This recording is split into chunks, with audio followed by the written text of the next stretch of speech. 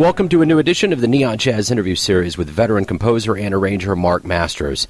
He opened up about his latest 2021 CD, Masters and Baron Meet Blanton and Webster.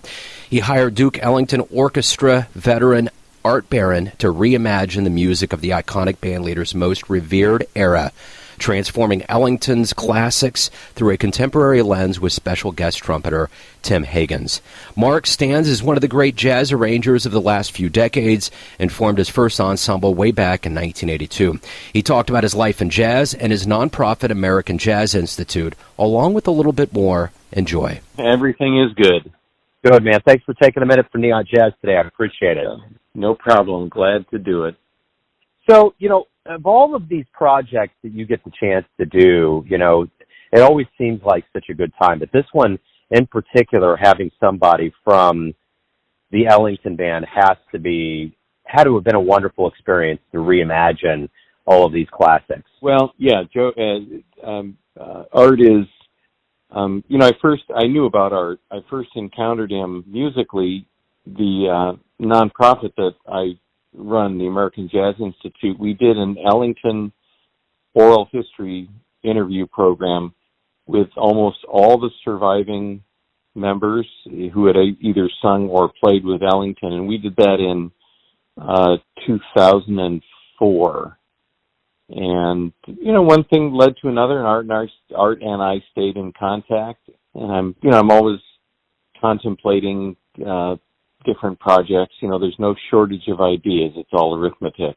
And I finally wrote all this stuff and had Art in mind, and it just all fell into place. What did you learn about Ellington? That's the thing about music and just in general, you always learn new things as you revisit. What did you learn about Ellington? What did you learn about the process that goes into making these musics that are really a timeless entity in the world of jazz? Wow, what did I learn? First of all, I'm always trying to learn new things. I never want to make the same record twice. I tried to, putting Art first and foremost, and I just wanted to fashion settings for him that would allow him just to do what he does. I learned about, nothing specific, but I'd kind of been heading in the direction, maybe a less dense type orchestration. And in a large ensemble, the tendency is to use everything a lot of the time instead of thinning out, and maybe, for instance, instead of using all 6 brass, I would write for 4 brass, write for 4 saxes or 3 saxes with a trombone or with a trumpet. And that certainly isn't new. It's, a cross-section writing is one way of putting it. And the one thing, too, is you're releasing it during a very strange time. I mean, we're still getting on the other side of COVID, but it's really one of probably the only few ways that musicians have had the chance to communicate with their fans. What are your thoughts on this kind of jubilant music coming out during this particularly trying, challenging time on the planet? That's another good one. The music, obviously, it's not just this, but all the music that's coming out, it's good for people to be hearing new things and to be communicating with each other as performer and listener, as arranger, composer, listener. I've never considered the times that we're living in or anything other than just the music. While it is great for things to be coming out during this time, or over the last 18 months, that what we've all been going through, I've never considered anything other than the music. And hopefully when it arrives, people will accept it. Hopefully they enjoy it. There's always going to be people who are going to say, gee, there was really no need to look at Ellington a different way other than just listening to his records. So, I don't know. Let's just put it this way, that the music that's been coming out is good for humanity. I agree. So, you know, you are obviously dedicated to the jazz craft, and you've been in music for a long, long time. How did these seeds begin for you? How did the jazz seeds and the music seeds get in you? Well, I tell people that I was probably 60 years old when I was born, and an older soul. I was never a rock and roll guy.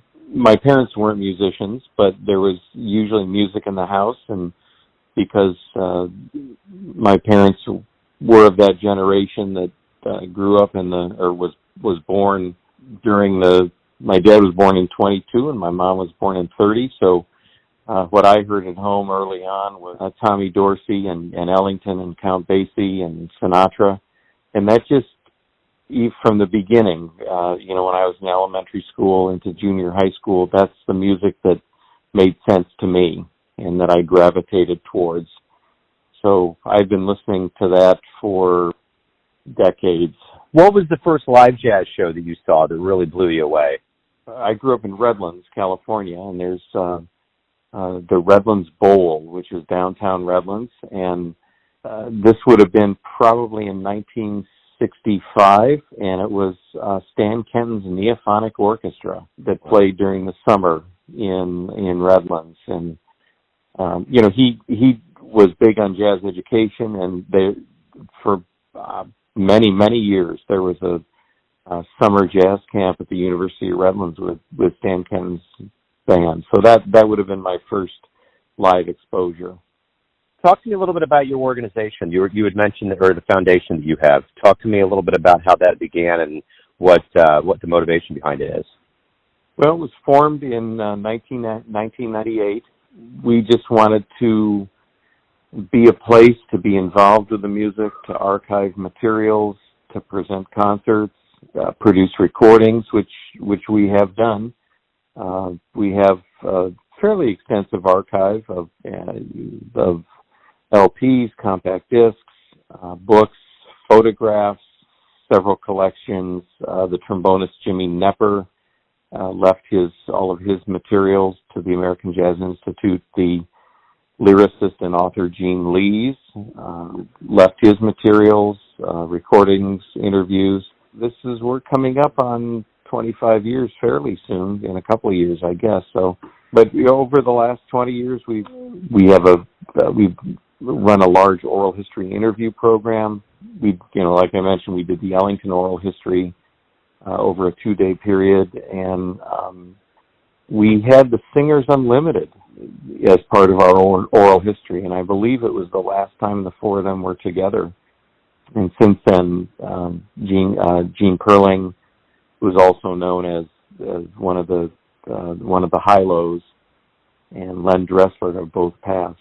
But we've had for a 9-year period, we were at the Claremont colleges, and we produced many concerts. Lee Konitz, Mark Turner was there, Sam Rivers Trio, just a whole lot of things. Very clearly, you are kind of a torchbearer for keeping the history of jazz alive. And what I'm always curious about whenever I run into musicians that kind of have this duality of being a practitioner and then being kind of a historical, protector of it. Why is it so important? I know the elders have kind of passed on this torch. It's a very important invention, so to speak, of the Americas. Why do you see what's your motivation, like, even to keep this torch going with the younger folks? Why is it so important that we keep jazz alive? Well, it's referred to as America's indigenous art form. There are many ways of saying it, but it is true. It's a truly American thing that has been exported as well. It's just, everything comes out of the tradition, and no matter where we go with this music, there has to be some ties to the tradition. And that's important, I think, in any discipline. There has to be at least some knowledge. If you're going to be painting or if you're going to be sculpting, you have to have some knowledge of what came before you and apply some of those principles to what you're doing. That's beautiful. And, over your career, you've received, recognition and accolades. And I don't want to know what your favorite one was, but what kind of recognition did you receive that just threw you for a loop? You didn't expect it, and it just really kind of hit you in a special way. Well, just somebody saying that they've enjoyed one of the records. And, our world is so small because the jazz slice of the pie in the music world is really minuscule compared to everything, all the other music. I don't know, just somebody that I respect, whether I know them or not, and for lack of a better phrase, we'll call them a jazz elder, that they've found something in one of the records that we've done that has moved them in some way. That would be an accolade that would be important to me. So, very simply put, why do you love jazz? Well, I love jazz because mainly for the people who are playing it, because my world is just sitting by myself at a piano and hoping to come up with something that is playable. It's the people playing it, and to hear, I think Lee Konitz came up with the phrase "the sound of surprise," or was that Ira Gittler? It's associated with Konitz, but to be in a recording studio and have great musicians playing the music, and then there's always surprises, and what you live for are those really good surprises that make the music much more than you thought it was going to be. So that's it. It's the improvisers who are putting their own stamp on whatever it is that's on the paper. So, as we've mentioned and touched on, it's hard to avoid the elephant in the room, which is what we've lived through with COVID. Mm-hmm. As the world wakes up and we get back to live music, what do you hope we all realize collectively about the power of live music, both musician and the audience? Well, just the need for it, the ability to communicate and to move people in some way. That's the whole thing. And in music, with music, whether the listener knows it or not, they're being addressed emotionally, and in just very basic terms, there's places in the music where the listener feels the sun is shining, the sun is coming out, or the sun is being covered up by clouds, or we've reached an arrival point in the music and a place to rest. It's all those basic emotions that we all feel as humans that are portrayed musically, and then the audience feels those things. Beautiful. So everyone has a perception or an idea of who they think you are, your family, your friends, your fans, but ultimately you're living your life. Who do you think you are? Yes, this is really an interesting interview. Nobody's ever asked me that before, probably because they're afraid to. Who am I? Well, first and foremost, I'm trying to be a good person and take care of my lady friend and my mother, who is 91, and just, boy, that's a good question. I'm not really sure. That's an answer in itself. I guess you would normally be paying $200 to somebody an hour, and you'd be laying on a couch. Right. Well, I'm hoping that we all get a little something out of it, Right. I will tell you this, that unless you have an enormous, colossal ego, we're all reticent in some ways about certain things, and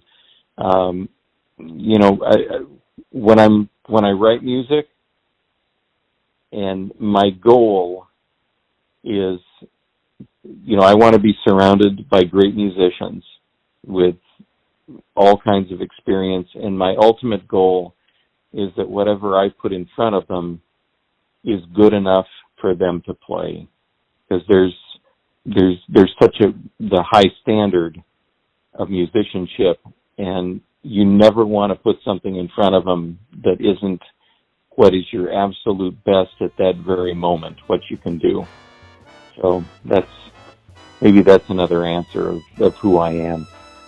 Absolutely. It's onion layers for sure. Mark, thank you for opening up about the new album. Good luck with it and about your life in music. I really appreciate it. Many thanks. Many thanks. Thanks for listening and tuning in to another Neon Jazz interview, where we give you a bit of insight into the finest cats in California, Kansas City, and spots all over the world, giving fans all that jazz. And thanks to Mark for his time, energy, and cool.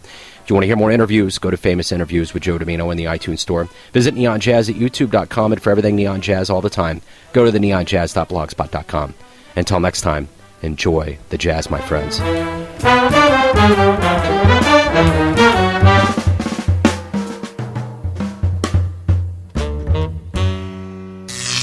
Neon Jazz.